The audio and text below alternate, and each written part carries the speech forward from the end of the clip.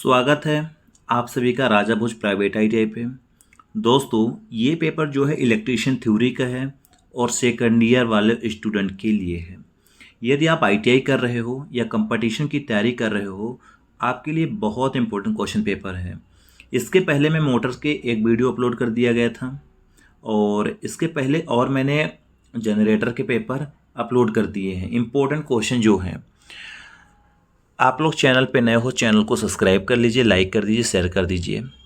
मैंने इसमें से कम 15 से 20 क्वेश्चन ऐसे बताएंगे जो आपके एग्ज़ाम के लिए बहुत इंपॉर्टेंट रहेगा। आपने शायद अच्छी तैयारी कर लिए होंगे क्योंकि आपके पेपर होने वाले हैं, जल्द होने वाले हैं, ज़्यादा दिन बाकी नहीं रह गया है। जैसा आज के फर्स्ट नंबर क्वेश्चन ये बोल रहा है कि डीसी सीरीज मोटर को लोड रहित अवस्था में नहीं चलाना चाहिए। लोड रहित अवस्था का मतलब ये होता है कि नो लोड, यानी जो डीसी सीरीज मोटर होती है उसको आपको नो लोड में नहीं चलाना चाहिए, क्योंकि लोड रहित अवस्था में यानी नो लोड में मोटर की गति बहुत अधिक बढ़ सकती है। यानी जो मोटर होती है, मोटर की नो लोड गति पर स्पीड बहुत अधिक बढ़ सकती है।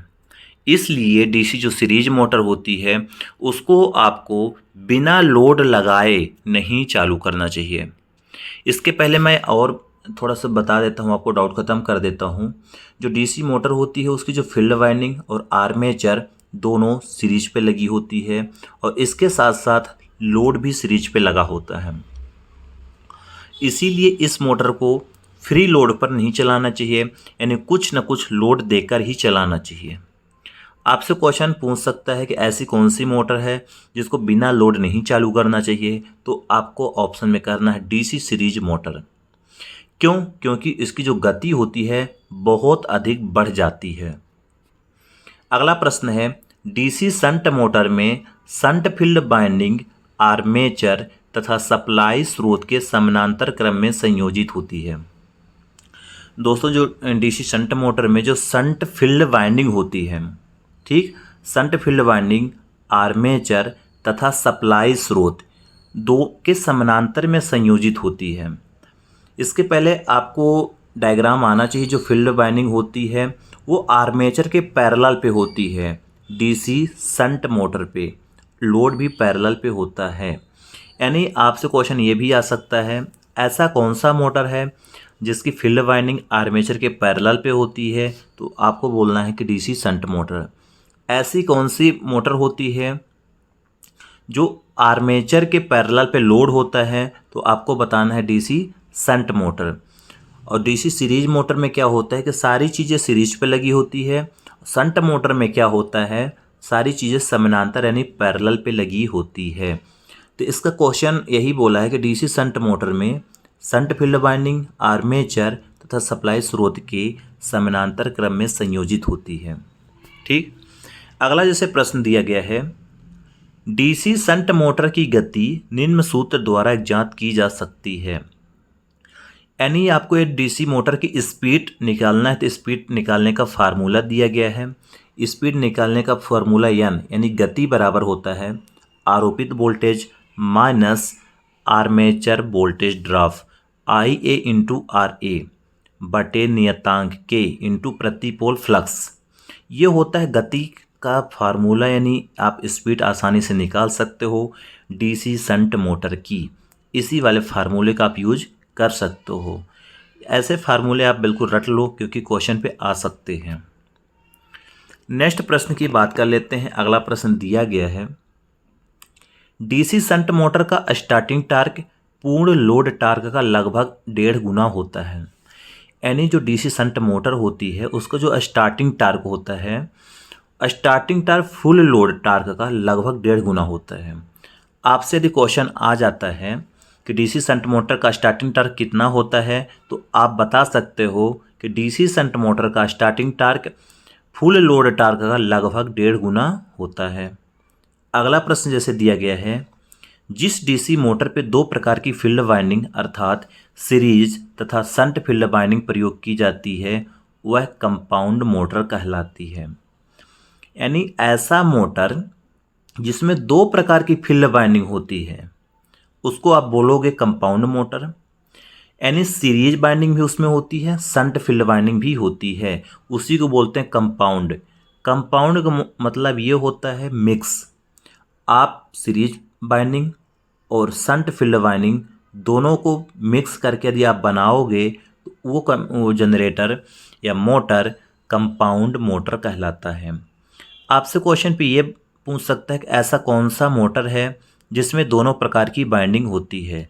तो आपको यही राइट आंसर लगाना है कि सीरीज फील्ड और जो शंट फील्ड दोनों बाइंडिंग यूज की जाती है वो कंपाउंड मोटर होती है। नेक्स्ट जिसे प्रश्न दिया गया है, long shunt cumulative compound motor में शंट फील्ड को आर्मेचर के साथ सीरीज फील्ड के समानांतर में संयोजित किया जाता है, जो कि एक दूसरे से श्रेणी क्रम में संयोजित होते हैं। यानी जो कंपाउंड मोटर होता है दो प्रकार के होते हैं, एक होता है लॉन्ग शंट कम्युलेटिव कंपाउंड, एक होता है short shunt cumulative compound generator. अब यहाँ पे लॉन्ग शंट की बात कर रहा है तो लॉन्ग शंट कम्युलेटिव जो कंपाउंड मोटर होती है उसमें जो शंट फील्ड को आर्मेचर के साथ सीरीज में, यानी जो शंट फील्ड होता है उसके साथ आर्मेचर के साथ सीरीज फील्ड में समानांतर क्रम में संयोजित किया जाता है। यानी जो लॉन्ग शंट कंपाउंड होता है जो आर्मेचर और जो सीरीज फील्ड वाइंडिंग होती है उसके पैरेलल पे आपको शंट फील्ड वाइंडिंग देखने को मिलेगी। इस प्रकार के लॉन्ग शंट कंपाउंड जनरेटर होता है। अगला जैसे प्रश्न दिया गया है, कम्युलेटिव कंपाउंड मोटर लोड रहित अवस्था में एक नियत गति पर चलती है। यदि आपसे क्वेश्चन ये पूछता है कि ऐसा कौन सा मोटर है जो नो लोड पर भी कांस्टेंट स्पीड यानी नियत गति पर चलता है, तो आप ऑप्शन के अकॉर्डिंग कम्युलेटिव कंपाउंड मोटर में ही टिक करोगे। यानी जो कम्युलेटिव कंपाउंड मोटर होती है वो नो लोड में भी कांस्टेंट स्पीड यानी नियत स्पीड पर चलती है। अगला प्रश्न है, press, rolling machine, compressor, elevator आदि में कम्युलेटिव कंपाउंड मोटर प्रयुक्त होती है। यानी जो प्रेस मशीन होती है, रोलिंग मशीन होती है, कंप्रेसर होता है, जो एलिवेटरें होती हैं, इनमें कम्युलेटिव कंपाउंड मोटर ही उपयोग किया जाता है।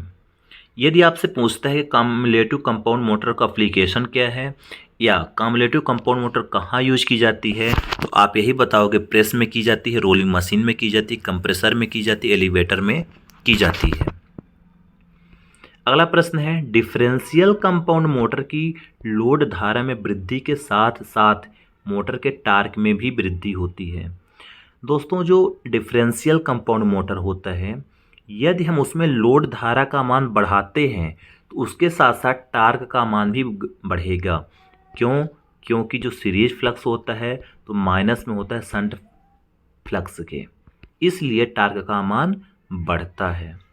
अगला प्रश्न दिया गया है, डीसी मोटर के आर्मेचर धारा के मान को सीमित करने के लिए डीसी मोटर स्टार्टर प्रयुक्त किए जाते हैं।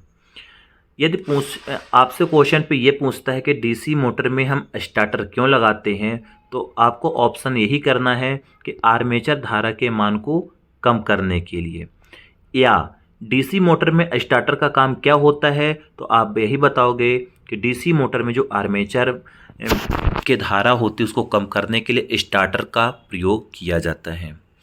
यह पूछता है कि स्टार्टर का मुख्य यूज क्या है, तो आप बता सकते हो आर्मेचर धारा के मान को कंट्रोल करने के लिए, ताकि हमारा मोटर जले ना। अगला जैसे प्रश्न दिया गया है, डीसी मोटर के 3 पॉइंट स्टार्टर का स्टार्टिंग प्रतिरोध, यानी जो डीसी मोटर होती है उसकी जो 3 पॉइंट स्टार्टर है उसका स्टार्टिंग प्रतिरोध यूरेका तार का बना होता है, जिसे एस्बेस्टॉस की सीट पर व्यवस्थित किया जाता है। अगला प्रश्न है, 4 पॉइंट स्टार्टर उन शंट अथवा कंपाउंड मोटर को स्टार्ट करने के लिए प्रयोग किए जाते हैं जिनमें अधिक गति परिवर्तन की आवश्यकता होती है। सबको मालूम होगा कि डीसी मोटर को चालू करने के लिए 3 प्रकार के स्टार्टर होते हैं। पहला होता है 2 पॉइंट, दूसरा होता है 3 पॉइंट, चौथा होता है और तीसरा होता है 4 पॉइंट। यानी आपको 3 प्रकार के स्टार्टर मिलेंगे। 2 पॉइंट जो स्टार्टर होता है वो सीरीज मोटर को चालू करने के लिए किया जाता है। 3 पॉइंट स्टार्टर का यूज शंट मोटर और कंपाउंड मोटर को चालू करने के लिए किया जाता है। और जो 4 पॉइंट स्टार्टर होते हैं उनका उपयोग जिनमें अधिक गति परिवर्तन होती है उस मोटर पे यूज करते हैं। ठीक, अगला प्रश्न है, डीसी शंट मोटर की गति को नियंत्रित करने हेतु फील्ड नियंत्रण विधि प्रयोग की जाती है, जिसमें फील्ड बाइंडिंग की श्रेणी क्रम में एक परिवर्तित प्रतिरोध संयोजित किया जाता है। यानी डीसी शंट मोटर जो होता है, डीसी यदि शंट मोटर की स्पीड गति को आपको कंट्रोल करना है, यानी गति में किसी भी प्रकार के वेरिएशन लाना है, तो आपको क्या करना है कि जो फील्ड बाइंडिंग होती है, फील्ड बाइंडिंग की श्रेणी क्रम में एक वेरिएबल प्रतिरोध लगाकर आप मोटर की स्पीड को आसानी से कंट्रोल कर सकते हो। यानी आपसे क्वेश्चन ये भी पूछ सकता है कि डीसी शंट मोटर की स्पीड को कंट्रोल करने के लिए क्या कर सकते हैं, तो आप यही बताओगे कि शंट मोटर की स्पीड को कंट्रोल करने के लिए शंट फील्ड बाइंडिंग की श्रेणी क्रम में वेरिएबल या परिवर्तित प्रतिरोध का यूज करेंगे। अगला जैसे प्रश्न दिया गया है, बहुत अच्छे प्रश्न हैं। डीसी सीरीज मोटर की गति नियंत्रित करने हेतु आर्मेचर डायवर्टर नियंत्रण विधि, फील्ड डायवर्टर नियंत्रण विधि, फील्ड टैपिंग नियंत्रण विधि, बर्ड लियोनार्ड गति नियंत्रण विधि आदि प्रयोग की जाती है। यानी जो सीरीज मोटर होती है, डीसी सीरीज मोटर, गति को कंट्रोल करने के लिए बहुत सारे हमारे पास ऑप्शन होते हैं। पहला ये होता है कि हम डीसी सीरीज मोटर के गति को कम करने के लिए आर्मेचर पे एक डायवर्टर का यूज कर सकते हैं। दूसरा ये बोलता है कि फील्ड डायवर्टर का यूज करते हैं, यानी हम आर्मेचर में भी डायवर्टर यूज कर सकते हैं, फील्ड बाइंडिंग में भी कर सकते हैं, या बर्ड लियोनार्ड विधि के माध्यम से भी सीरीज मोटर की गति को हम कम या ज़्यादा आसानी से कर सकते हैं। अगला प्रश्न है, डीसी मोटर में ताम्र क्षतियाँ का मतलब होता है कॉपर क्षति आर्मेचर तथा फील्ड बाइंडिंग के प्रतिरोध एवं कार्बन ब्रश के संपर्क प्रतिरोध के कारण उत्पन्न होती है। यानी आपसे यदि क्वेश्चन पूछता है कि डीसी मोटर में कॉपर क्षति का मान कहाँ कहाँ होता है, कैसे होता है, तो आप यही बताओगे कि डीसी मोटर में जो कॉपर क्षति होती है बाइंडिंग में होती है, चाहे फील्ड बाइंडिंग हो चाहे आर्मेचर बाइंडिंग हो, और साथ में कार्बन ब्रश के संपर्क के कारण भी होती है। ताम्र क्षतियाँ वहीं पे होंगे जहाँ पे आपकी कॉपर की बाइंडिंग की जाती है।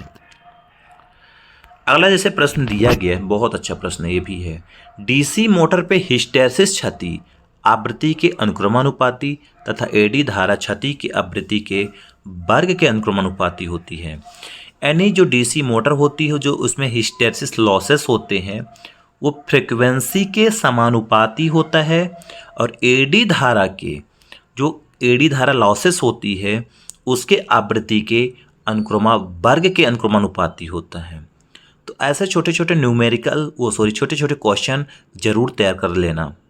अगला जैसे प्रश्न है, डीसी मोटर द्वारा उत्पन्न यांत्रिक शक्ति और उसे प्रदान की गई वैद्युतिक शक्ति का अनुपात मोटर की दक्षता कहलाती है। यानी जो इनपुट शक्ति है और आउटपुट शक्ति का जो अनुपात मशीन की एफिशिएंसी यानी मशीन की दक्षता कहलाती है। तो ये रहा आपके डीसी मोटर से रिलेटेड कुछ इम्पोर्टेंट क्वेश्चन जो आपके लिए बहुत हेल्प करेगा परीक्षाओं पे। ऐसे क्वेश्चन ज़रूर पढ़ा करो, क्योंकि ऐसे क्वेश्चन से डाउट क्रिएट होता है, डाउट कंफर्म होता है, तो आपको किसी भी प्रकार के आगे चल के ऑब्जेक्टिव क्वेश्चन पे या एमसीक्यू क्वेश्चन पे दिक्कत नहीं आती। आई होप आपको इतना समझ में आ गया होगा। चैनल पे नए हो, चैनल को सब्सक्राइब कर लीजिए, लाइक कर दीजिए, शेयर कर दीजिए।